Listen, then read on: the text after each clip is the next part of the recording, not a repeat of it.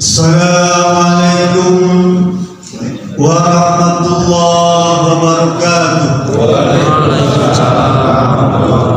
Bismillah, alhamdulillah, wassalatu ala rasulillah, wala hawla wala quwwata illa billah. Amma ba'd. Yang sama-sama kita hormati Ketua DKM Masjid Muhajirin, Ustaz Teranggas Haji Dedi Ridwan, beserta para pengurus, dan juga kita sama-sama hormati Ketua RW 13 Pak Teranggas Afif beserta jajarannya, bil khusus Akinal Kiram Ustaz Teranggas Haji Nur Zakaria yang selalu menuntut kita dalam al-qiraat bacaan Al-Quran. Yang dirahmati Allah Subhanahu wa taala, Bapak, Ibu, adik-adik, jamaah Masjid Muhajirin, anggota pesantren lansia yang senantiasa istiqomah hadir pada setiap pengajian atau tadarus subuh. Semoga Allah Subhanahu wa taala menjadikan seluruh amalan subuh kita sebagai amal ibadah dan diganjar dibalas oleh Allah dengan ganjaran yang berlipat ganda. Pagi ini saya akan mengambil tema tausiah kita, yaitu sudah berapa kali menyembelih nafsu hewani kita. Di pertanyaan saya sampaikan berkaitan dengan menyambut Idul Kurban. Jadi judulnya, sudah berapa kali menyembelih nafsu hewani kita. Saya sampaikan ini karena memang dalam fenomena di masyarakat kita masih banyak menjumpai perilaku atau sikap atau perbuatan yang mirip dengan perbuatan yang dilakukan oleh hewan. Padahal mungkin dia sudah sering berkurban, menyembelih hewan kurban. Kalau begitu, apa maknanya atau artinya atau hikmah yang dia dapatkan dengan menyembelih hewan kurban itu? Bahkan ada di antara mereka yang menyembelih surat 20-an kali, ada yang 20 kali. Kalau saya usia 60 tahun, 67 tahun, setiap tahun saya menyembelih, berarti sudah lebih dari 60 kali, Pak, menyembelih hewan kurban. Tapi apakah kemudian otomatis bisa menyembelih nafsu hewani? Bahkan ada yang hewan itu besar, ya, dia beli limosin yang besar, kan, 1 ton berarti. Tiap tahun dia korban dengan limosin, sapi limosin yang besar itu, nah 1 ton. Harganya mungkin berapa? Mungkin 200 juta kali ya, 1 ekor. Mungkin pikirannya sifat hewani dia itu sangat besar sehingga harus perlu korban yang kurang besar. Mungkin begitu, ya. Harus kecil hewan. Kita hewan yang kecil-kecil aja, tapi ya sampai 7 gitu ya. Kan merasa kita juga tidak punya sifat hewani yang ukuran besar. Sifat hewani kita mungkin saya punya sifat hewani mungkin kecil, ya, mungkin. Sehingga saya korban yang punya kecil-kecil aja. Allah dalam surat Al-A'raf ayat 179, nanti di rumah baca, Bu, ya. Allah ceritakan tentang orang-orang yang memiliki sifat seperti hewan dan ditempatkan. Allah siapkan untuk orang-orang yang memiliki sifat seperti hewan, ada namanya neraka jahanam. Allah sudah siapkan. Kata Allah, وَضَرَبْنَا لِجَهَنَّمَ كَثِيرًا مِنَ الْجِنِّ وَالْإِنسِ لَهُمْ قُلُوبٌ لَا يَفْقَهُونَ بِهَا وَلَهُمْ أَعْيُنٌ لَا يُبْصِرُونَ بِهَا وَلَهُمْ آذَانٌ لَا يَسْمَعُونَ بِهَا أُولَئِكَ كَالْأَنْعَامِ بَلْ هُمْ أَضَلُّ أُولَئِكَ هُمُ الْغَافِلُونَ. Al-A'raf ayat 179. Kata Allah, hei umat manusia, Nabi Muhammad, saya itu sudah menyiapkan sebuah tempat di neraka jahanam. Allah ngomong, sudah siapin tempat di neraka jahanam. Kan neraka jahanam itu luas, ya, luas sekali, melebihi luas langit dan bumi. Dalam hal dia, Allah siapkan tempat itu. Dan kata Allah, salah satu sudut bagian neraka jahanam itu isinya adalah kelompok jin dan kelompok manusia. Siapa kelompok jin manusia itu? Kata Allah, mereka walahum qulubun la yafqahuna biha. Mereka yang punya hati. Jin punya hati, manusia punya hati. Tapi mereka yang la yafqahuna biha, yang tidak dia gunakan untuk hati itu untuk takarub kepada Allah, untuk menyayangi sesama manusia, tapi justru dia cenderung menggunakan hati itu raja tega untuk menyakiti orang lain, untuk berbuat zalim. Itulah sifat-sifat hewan. Kata para ulama, ada 4 sifat hewan itu, Pak. Yang pertama, sifat bahimiyah, sifat hewan peliharaan. Sifat hewan peliharaan kita melihara kucing, melihara ayam, melihara sapi, ya, melihara kuda, melihara kambing, tuh, melihara unta. Kurban itu Pak syaratnya harus bahimiyah, hewan peliharaan.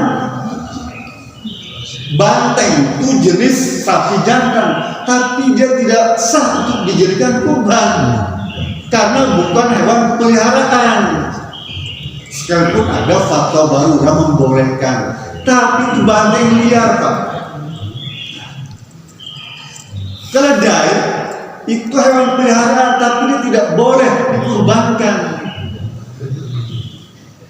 Ayam, tapi juga tidak boleh dikurbankan. Jadi kurban itu binatang tetap yang nggak boleh lain, Pak. Unta, sapi, kambing atau domba, kerbau, karena satu jenis hidangan, apa sapi. Jadi kata Allah, sudut neraka jahanam itu diisi orang-orang yang punya hati, tapi dia tidak gunakan hati. Dia tetap gunakan hati untuk menyerupai hewan. Apa contohnya? Kemarin di Jogja, daycare, yayasan membiarkan bayi-bayi terlantar diikat di suatu kamar. Itu kalau orang tuanya lihat bagaimana perlakuan mereka, sakit hati, Pak. Ya, udah lihat Pak Ibu ya, ibu nih. Hati-hati kalau dititipkan bayi atau cucu nanti nih Bu, ke yayasan itu atau ke orang lain atau ke si bibi lah, diikat, Pak, tangan kaki digeletakin gitu aja, nggak diurus. Jumlahnya banyak, belum lagi yang dilihat tindakan kekerasan. Ada dilempar, ada dicekik, gitu. Digulingkan gitu aja, tidak aja dia. Ngeri saya. Kita kadang-kadang berharap pada wanita itu pun ada perasaan. Perbedaan laki-laki dan perempuan itu perasaannya tinggi. Tapi kalau lihat begitu, aduh, Gimana nih wanita? Itulah yang dimaksudkan lahum qulubun la yafqahuna biha. Dia itu punya hati tapi nggak dipakai hatinya, itu nggak punya perasaan. Tuh. Yang kedua kata Allah nih Pak, walahum a'yunun la yubsiruna biha. Mereka nih Pak punya mata, manusia juga punya mata, tapi tidak digunakan untuk melihat hal-hal yang bermanfaat. Tidak dipakai untuk baca Quran, tidak dipakai untuk baca tulisan-tulisan yang baik, tapi justru dia gunakan untuk memandang, melihat, menonton perkara-perkara atau tayangan yang tidak sehat. Artinya apa? Dia tidak gunakan. Allah ingin memberikan kepada kita mata ini digunakan untuk melihat sesuatu yang bermanfaat dan maslahat dan sehat.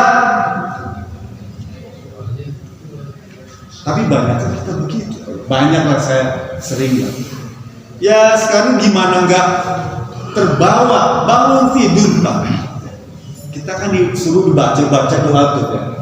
Alhamdulillahilladzi ahyani ba'da ma amatani wa ilaihi nusyur. Bangun tidur itu suruh baca itu. Apa kita baca? WA kita buka handphone, kita baca WA. Bukannya baca doa, baca WA. Allah nyuruh kita baca doa. Yang ketiga kata Allah, wa lahum azanun la yasma'una biha. Allah kasih kita telinga cepil ya. Kiri kanan ini maksudnya supaya ajem nangkepnya. Tapi kata Allah, dia tidak gunakan itu telinga untuk mendengarkan bacaan Quran ya, yang bagus-bagus, yang indah-indah itu kan, yang rotal, yang menjawab tuh. Coba baca Abdurrahman Sudais itu baca Quran bagus ya. Haji Nunu baca Quran bagus bukan? Kita banyak baca Quran bagus-bagus. Setelah tidur itu guna untuk mendengarkan atau mendengarkan tausiah. Nggak apa-apa jiping, ngaji kuping nggak apa-apa, tapi digunakan untuk ngaji.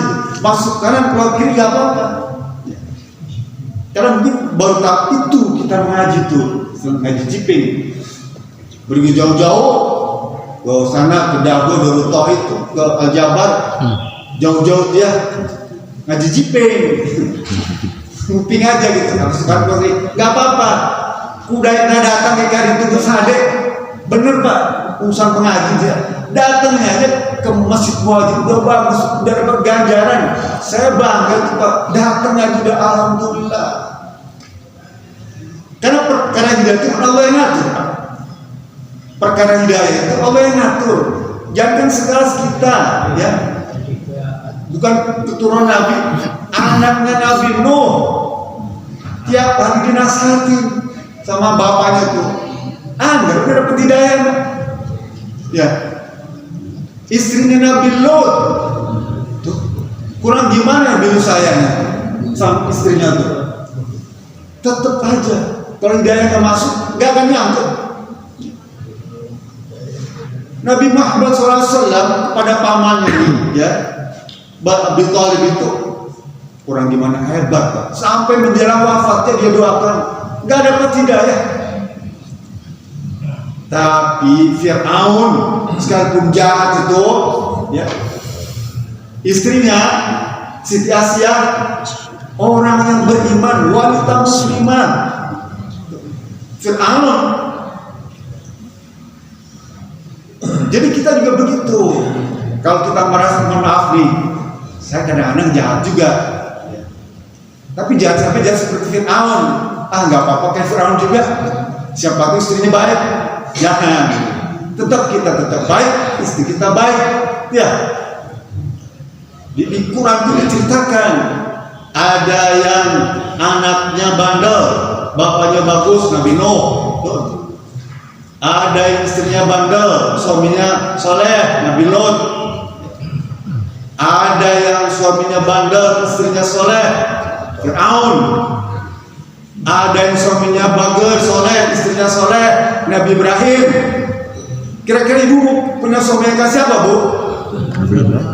Nabi Ibrahim. Cuma Nabi Ibrahim istrinya 2, Bu. Kira-kira mau? Yang ketiga oke. Mereka itu semua, Pak, yang tadi mirip binatang itu kata Allah, ulaika kal an'am bal hum adall. Sering dibaca oleh Haji Nono soal itu. Mereka itu semua seperti hewan, bahkan lebih sesat, lebih jelek lagi daripada hewan.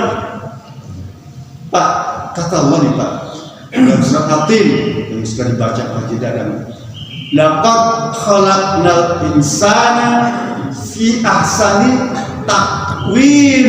Mim ujungnya ya, jangan nun. Taqwim. Sesungguhnya telah diciptakan manusia itu dalam keadaan yang paling sempurna. Ya, paling sempurna. Kita lebih baik daripada yang lain. Manusia nih, Pak, kalau baik dia lebih baik daripada malaikat. Kita nih, Pak, ya, kita semua. Kalau kita baik, Pak, kita lebih baik daripada malaikat. Malaikat itu sudah diciptakan, sudah beribadah, Pak. Tapi kalau kita jadi orang baik, kita lebih hebat daripada malaikat. Tapi kalau kita buruk, jelek, ya, syar, kita lebih jelek daripada setan, lebih jelek daripada binatang. Kata siapa? Allah. Ulaika kal an'am. Mereka itu semua seperti hewan. Kan ada surat Al-An'am dia. Artinya kan hewan. Seperti hewan.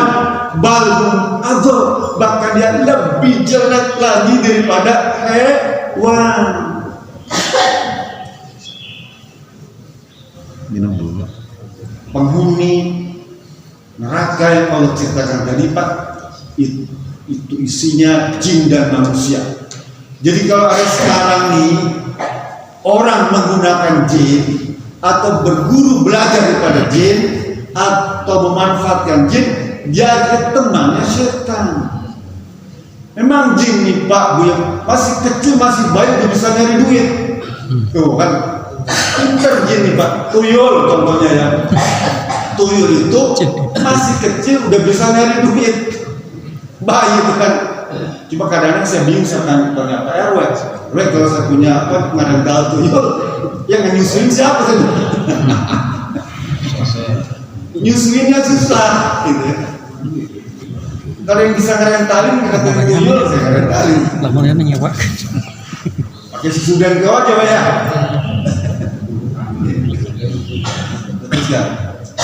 Nah, jadi kehidupan kita di muka bumi, Bapak begitu baik bisa saksikan orang-orang yang memiliki sifat seperti hewan. Tadi yang pertama sifatnya bahimiah, ya, seperti hewan peliharaan. Yang kedua sifat hewan sabiiyah, hewan buas. Contohnya apa? Binatang buas itu, Pak, dia haus kekuasaan. Ya, binatang buas haus kekuasaan. Singa, harimau itu kan raja hutan, gajah, dia ingin berkuasa. Sekarang udah pensiun, dia pengen berkuasa lagi. Gak bisa seumur hidup, bahkan dia bikin cara bagaimana merekayasa agar dia bisa kepilih lagi. Dari mulai tingkat paling tinggi sampai paling rendah, sama itu, Pak.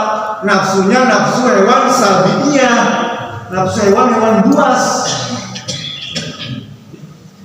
Banyak itu sekarang, dari yang paling tinggi paling rendah. Kalau kucing, Pak, makan ikan itu kita kasih. Kadang-kadang kasih tulang aja, kadang-kadang sepuluh juga, Pak. Kan kita belinya pakai ikan, dia apa itu tulang-tulangnya habis, Pak. Kucing kan banyak deh. Ini dia nyuri ya, ambil satu, kita tendang, dan ngacel kan, saking kesalnya sama kucing. Kucing itu paling banyak ngabisin satu ikan nila, ikan gurame, ikan mujair itu. Tapi kalau kucing garong Pak, nih kucing garong, satu kolam ikan tuh habis Pak, habis.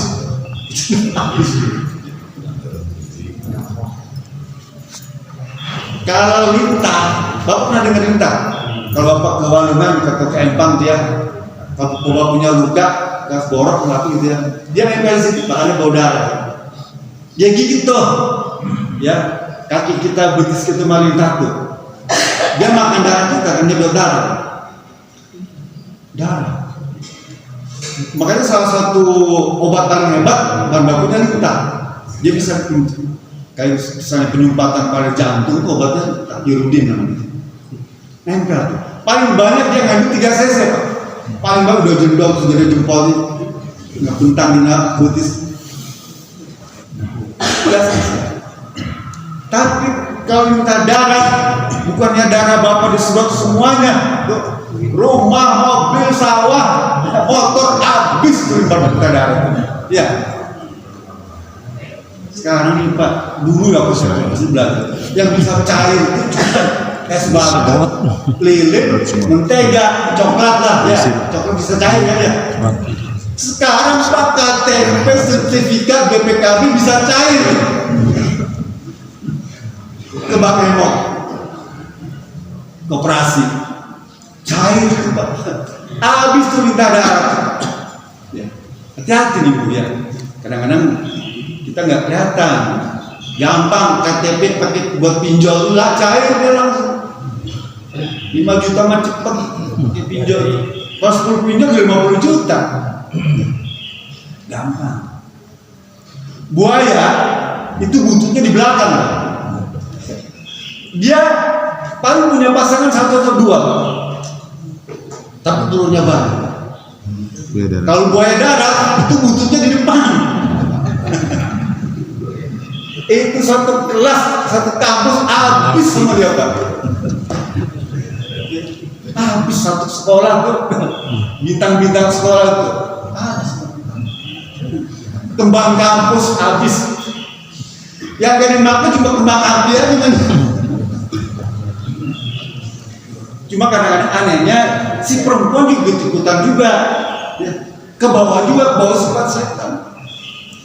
Nona alus irun, alus bibir, alus tempat harap digigir manin, alus karena jaga bisa kelakuan jika setan ya setan. Karena yang ketiga kata ulama, sifat hewan itu sifat syaitonia, sifat kayak setan, kerasukan tuh ya, kerasukan. Orang mabuk kan kerasukan, itu sifat setan. Itu salah satu penghuni neraka jahanam yang ceritakan seperti itu. Dan yang keempat, kata para ulama, sifat apa? Sifat seperti kera, wasiah, ya. Sifat seperti kera, wasiah. Pak, kalau bapak ibu melihat ayam, dia makan pakai cucuknya tuh, cucuk, ya. Kenyang, kembali selesai, berhenti dia. Kuda, kambing, kerbau, sapi makan pakai mulutnya tuh kan, cucuk, kenyang, berhenti dia, selesai.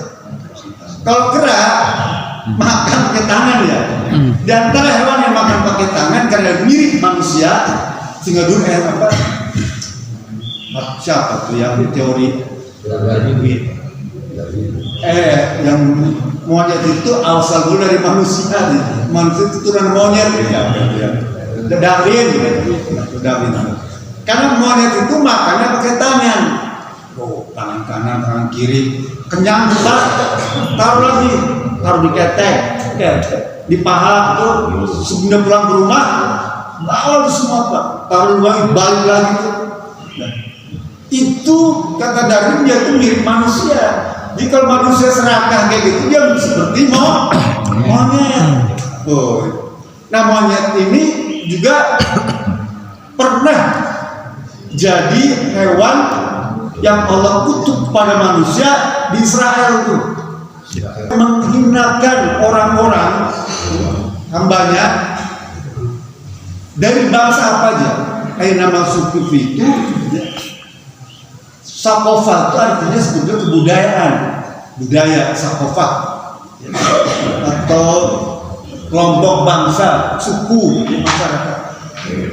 Zuribat alaihimuz zillah, Allah akan timpakan kehinaan pada dia, kepada suku itu, kepada bangsa itu, kepada budaya itu, ya, kepada masyarakat itu, kepada anggota jamaah itu. Illa bihablin minallahi wa hablin minan nas, kecuali dia mengaitkan dirinya berhubungan dengan Allah Subhanahu wa taala dan berhubungan dengan sesama manusia. Hablum minallah dan hablum minan nas. Kecuali mereka tidak akan dihinakan di dunia dan di akhirat. Jadi kalau kita pengen tidak dihinakan di dunia dan akhirat, kaitkan diri kita dengan hablum minallah dan hablum minan nas.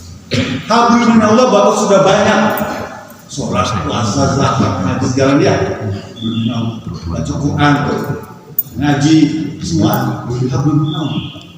Zikir. Hablum minan nasnya diantaranya Allah bimbingnya dengan berkurban. Hikmah salat, potong kurban dibagikan ke saudara, ke kerabat, ke tetangga, fakir miskin. Di kita sudah ada yang ngatur, ada panitia, alhamdulillah, syukur. Gak udah dapat terbuat masjid sorangan. Dan paling murah di kita, Pak. Anak saya kurban, Pak, di tempat lain 4,5 juta keluarga satu 4 juta.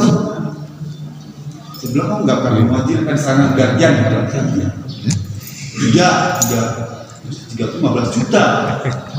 Nah, Pak, kita alhamdulillah masih luas lah, masih bisa terjangkau kita. Itu mumpung ada waktu ikut.